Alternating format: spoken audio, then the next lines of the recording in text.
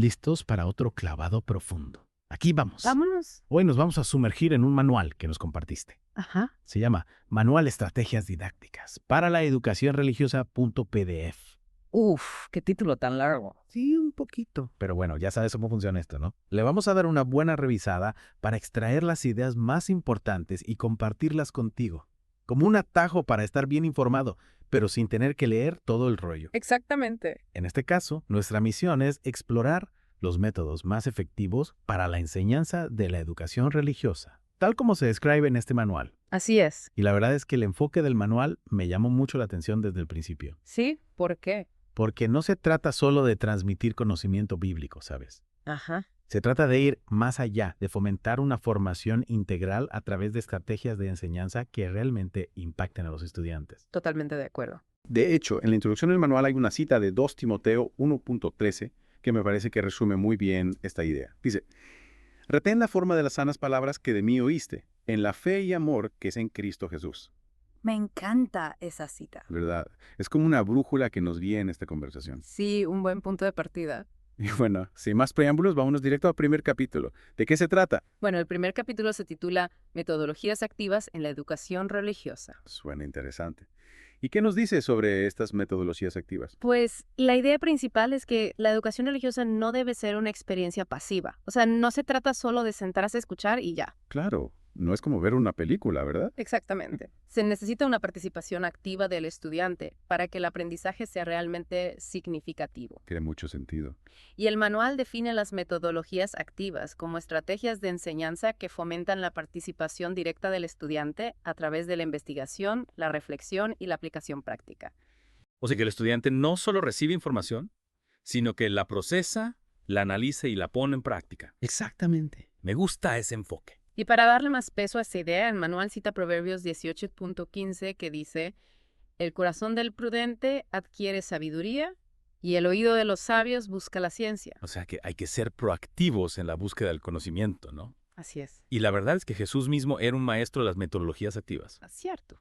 Sus parábolas, por ejemplo, no te daban la respuesta directa, sino que te invitaban a reflexionar y a sacar tus propias conclusiones. Exacto.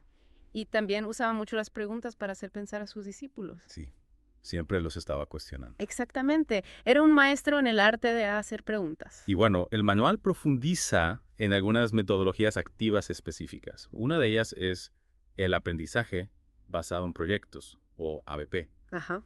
¿En qué consiste esto del ABP? Pues, en lugar de solo estudiar un tema de forma teórica, con el ABP los estudiantes se involucran en la resolución de un problema real o en la creación de algo tangible que tenga un impacto en su vida o en su comunidad. Qué interesante. ¿Y cómo se aplica esto a la educación religiosa? Bueno, el manual menciona que el ABP permite explorar temas bíblicos de una manera más práctica y significativa. Por ejemplo, los estudiantes podrían diseñar un proyecto para ayudar a personas en necesidad basándose en principios bíblicos. Me encanta esa idea. ¿Verdad? Bueno, Es una forma de poner la fe en acción. totalmente. Y el manual destaca que este tipo de proyectos fomenta la colaboración entre los estudiantes, desarrolla habilidades de liderazgo, investigación, etc. Y lo más importante, busca que el conocimiento bíblico se traduzca en acciones concretas en la vida diaria. O sea, que no se quede solo en la teoría, sino que se viva y se comparta. Exactamente. De hecho, el manual menciona un ejemplo de proyecto que me pareció muy inspirador. Se llama Impacto Comunitario basado en la Biblia. Sí, me acuerdo de ese. La idea es que los estudiantes identifiquen una necesidad en su comunidad y diseñen un proyecto para abordarla, siempre basándose en principios bíblicos.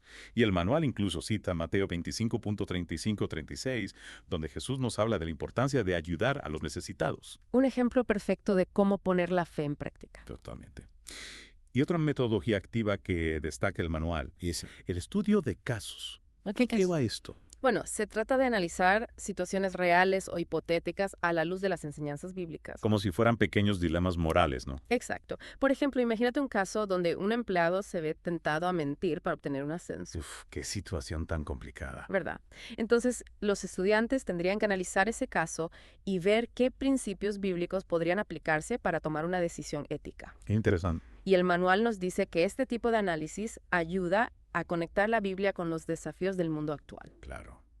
Porque a veces no es tan fácil saber cómo aplicar las enseñanzas bíblicas en la vida real. Y además, el estudio de casos fomenta el pensamiento crítico Y la toma de decisiones basada en la fe. Así es. En el ejemplo que mencionabas del empleado que miente, el manual sugiere considerar Proverbios 12.22, que dice que los labios mentirosos son abominación a Jehová. Un buen recordatorio de que la honestidad es un valor fundamental. Totalmente. Y aparte de estas dos metodologías, el manual menciona alguna otra. Y también hablan del aprendizaje colaborativo que se basa en trabajo en equipo. El trabajo en equipos hace la fuerza. Exacto. Y para esto citan Proverbios 27.17, Yeah. que dice, hierro con hierro se aguza, así el hombre aguza el rostro de su amigo. O sea que aprendemos mucho los unos de los otros. Así es. Y también mencionan el aprendizaje basado en problemas, que es similar al de proyectos, pero aquí se enfoca en la resolución de un problema específico. Ajá. Por ejemplo, podríamos analizar un problema social, como la pobreza o la injusticia, desde una perspectiva bíblica y buscar soluciones. Exactamente. Y el manual cita Santiago 1.5, que nos anima a pedir sabiduría a Dios cuando la necesitamos. Un buen consejo. ¿Verdad? En resumen, la idea central del primer capítulo es que para que la enseñanza cristiana sea efectiva, los estudiantes deben ser participantes activos en su propio aprendizaje. Totalmente de acuerdo. Y para cerrar este capítulo, el manual cita 2 Timoteo 2.2, donde se nos anima a enseñar a otros lo que hemos aprendido. Me encanta esa idea de la transmisión del conocimiento. ¿Verdad? Es como una cadena que se va extendiendo. Sí, una hermosa imagen. Y bueno, pasamos al capítulo 2, que se titula Diseño de recursos educativos contextualizados. Ajá. ¿Por qué es tan importante el diseño de los recursos educativos? Porque para que el aprendizaje sea significativo, los materiales deben ser adecuados al contexto específico de los estudiantes. Claro, no es lo mismo enseñarle a un niño de primaria que a un adulto. Exactamente. El manual empieza citando 1 Tesalonicenses 3.13, donde se habla de la importancia de que nuestros corazones sean afirmados en santidad.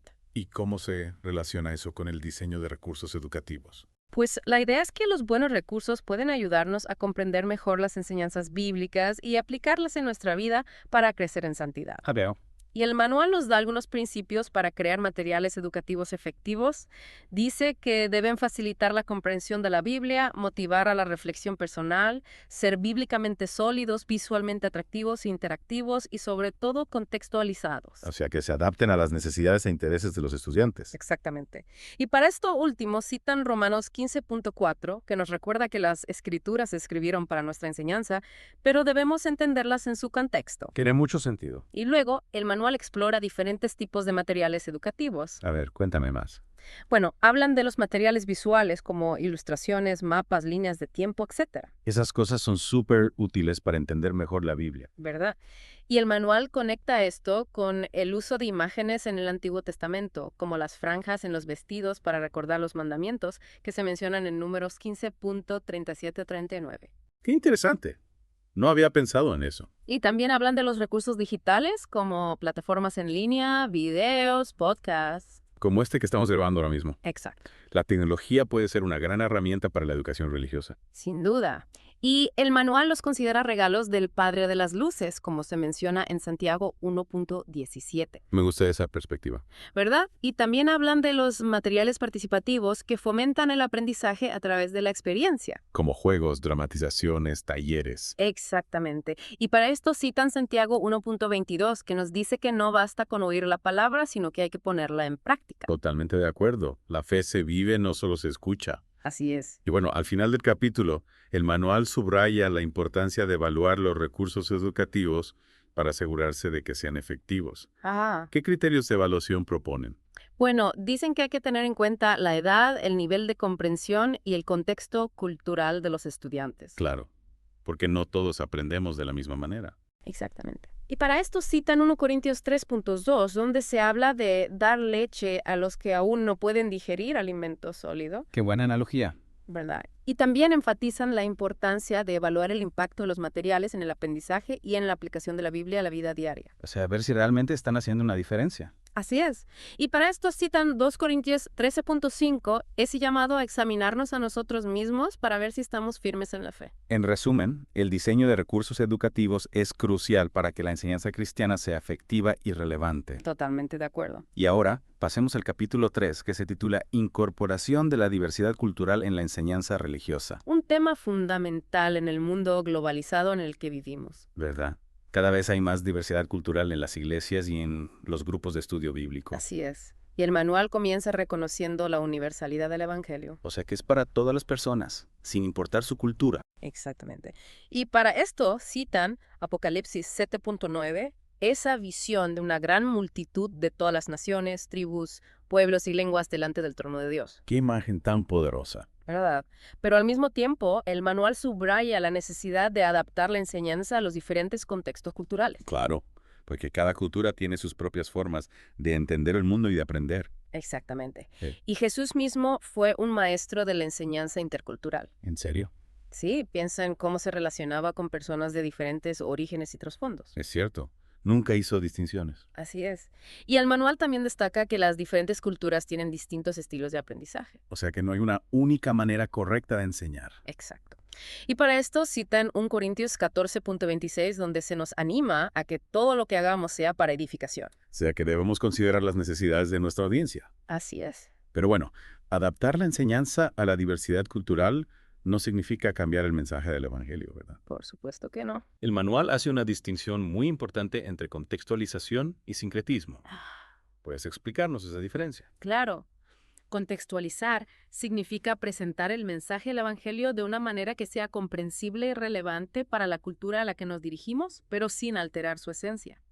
El sincretismo, en cambio, es mezclar el cristianismo con otras creencias o prácticas que no son compatibles con la Biblia. O sea que hay que ser sensibles a la cultura, pero firmes en la verdad. Exactamente.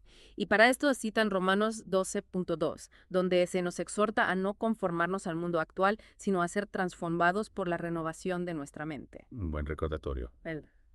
Y hablando de estrategias para adaptar la enseñanza, el manual menciona el uso de parábolas y analogías que sean relevantes para la cultura a que nos dirigimos. ¿Cómo hacía Jesús? Exacto. Ajá. Él usaba ejemplos de la vida cotidiana para ilustrar sus enseñanzas. Y el manual cita a Mateo 13.3, donde Jesús dice que por eso les hablaba en parábolas, para que viendo no vieran y oyendo no oyeran ni entendieran. Qué interesante. ¿Verdad? Ya. La idea es conectar con la experiencia de las personas para que el mensaje sea más claro. Totalmente. Y aparte de las parábolas, ¿qué otras estrategias sugiere el manual para la enseñanza intercultural? Bueno, hablan de la importancia de promover el respeto y la inclusión de todas las culturas. Eso es fundamental. ¿Verdad? Y para esto citan Gálatas 3.28, que dice que en Cristo no hay judío ni griego, esclavo ni libre, hombre ni mujer. Todos somos uno en Cristo. Exactamente. Y en cuanto a métodos didácticos, sugieren usar dramatizaciones, estudios de caso, debates. Cosas que involucren a los estudiantes. Así es. Y también recomiendan incorporar música y arte de diferentes culturas. Me encanta esa idea. ¿Verdad? La diversidad enriquece la experiencia de aprendizaje. Sin duda. En resumen, el capítulo 3 nos enseña que podemos llevar el Evangelio a todas las culturas sin comprometer la verdad, siempre y cuando seamos sensibles a las necesidades de nuestra audiencia y adaptemos nuestra enseñanza a su contexto. Totalmente de acuerdo. Y bueno, pasamos al capítulo 4, que se titula Evaluación del aprendizaje en la educación religiosa. ¿Cómo podemos saber si la enseñanza religiosa está siendo efectiva? Buena pregunta. El manual comienza con una cita de 2 Corintios 13.5, donde se nos invita a examinarnos a nosotros mismos para ver si estamos en la fe. O sea que la evaluación también implica una autoevaluación. Exacto. Y nos dice que la evaluación en la educación religiosa no se trata solo de medir cuánto conocimiento bíblico hemos adquirido. ¿De qué se trata entonces? Se trata de ver el impacto que la enseñanza está teniendo en nuestra vida espiritual. Claro. Al final, lo que importa es que la Biblia transforme nuestro corazón y nuestra vida. Así es. Y el manual menciona dos tipos principales de evaluación, la formativa y la sumativa. Ajá, ¿Puedes explicarnos la diferencia? claro. La evaluación formativa es continua y se realiza durante el proceso de aprendizaje para identificar áreas de mejora y ajustar la enseñanza si es necesario. O sea, como un chequeo constante para ver cómo vamos. Exactamente. Y la evaluación sumativa se realiza al final de un periodo para medir el nivel general de aprendizaje alcanzado. Como un examen final, ¿no? Exacto. Y para esto citan Proverbios 22.6, que nos dice, instruye al niño en su camino, y aun cuando fuere viejo, no se apartará de él. O sea que la enseñanza debe tener un impacto a largo plazo. Así es. Y hablando de evaluación, ¿qué papel juega la retroalimentación? La retroalimentación es fundamental para el aprendizaje, Lo que porque nos ayuda a identificar nuestras fortalezas y debilidades, a corregir errores y a crecer en nuestro conocimiento y en nuestra fe. Claro, a veces necesitamos que alguien nos diga en qué podemos mejorar. Exactamente. Y para esto citan Proverbios 12.1 que dice, el que ama la instrucción ama la sabiduría, Mas el que aborrece la reprensión es ignorante. O sea que la retroalimentación, aunque a veces sea difícil de escuchar, es necesaria para nuestro crecimiento. Así es. Y la pregunta del millón: ¿cómo se evalúa el impacto de la enseñanza en la transformación espiritual? Buena pregunta. El manual reconoce que esto no es fácil de medir, pero sugiere enfocarse en los frutos que se producen en la vida de la persona. ¿Cómo cuáles? Cambios en las actitudes, en los valores, en el compromiso con la fe, en la forma de relacionarse con los demás. Saber si la persona está poniendo en práctica lo que ha aprendido. Exactamente. Y para esto citan Mateo 7.16 que dice, por sus frutos los conoceréis. Un buen recordatorio. En resumen, la evaluación en la educación religiosa no se trata solo de medir conocimiento, sino de observar el impacto de la enseñanza en la vida de las personas. Totalmente de acuerdo. Y bueno, llegamos al último capítulo, que se titula Innovación y mejora continua en la enseñanza religiosa. Un tema muy importante para mantener la enseñanza relevante. ¿Verdad? El mundo está en constante cambio y la educación religiosa no puede quedarse atrás. Exacto. Y el manual comienza con una cita del Salmo 86.11 que dice, enséñame, oh Jehová, tu camino, caminaré yo en tu verdad, afirma mi corazón para que tema tu nombre. ¡Qué hermosa oración! ¿Verdad?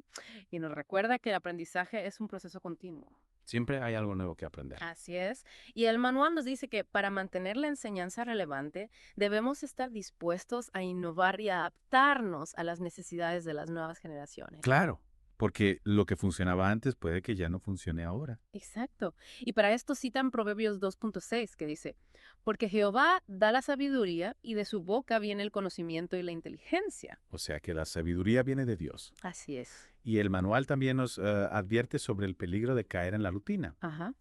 Para esto cita en Eclesiastés 9.10 que dice, todo lo que te viniera de mano para hacer, hazlo según tus fuerzas, porque en el Seol a donde vas no hay obra, ni trabajo, ni ciencia, ni sabiduría. O sea que hay que aprovechar cada oportunidad para aprender y crecer. Exactamente. Y bueno, la tecnología juega un papel importante en la innovación educativa, ¿verdad? Sin duda. El manual nos dice que la tecnología puede ser una herramienta muy poderosa para la educación religiosa. Como este podcast que estamos grabando. Exacto. Y para esto citan Santiago 1.17 que dice, toda buena dádiva y todo don perfecto desciende de lo alto, del Padre de las luces, en el cual no hay mudanza ni sombra de variación. O sea que la tecnología también puede ser un regalo de Dios. Así es. Pero también mencionan que hay que tener cuidado con la tecnología, ¿verdad? Sí, advierten sobre el riesgo de que la tecnología reemplace la interacción personal y el discipulado. Claro, la tecnología no puede sustituir a las relaciones humanas. Exactamente. Y para esto citan Romanos 12.2 que nos dice, no os conforméis a este siglo, sino transformaos por medio de la renovación de vuestro entendimiento, para que comprobéis cuál sea la buena voluntad de Dios, agradable y perfecta. O sea que la tecnología debe ser una herramienta que complemente la enseñanza, no que la reemplace. Así es. Y para terminar, el manual nos da algunas estrategias para la mejora continua en la enseñanza religiosa.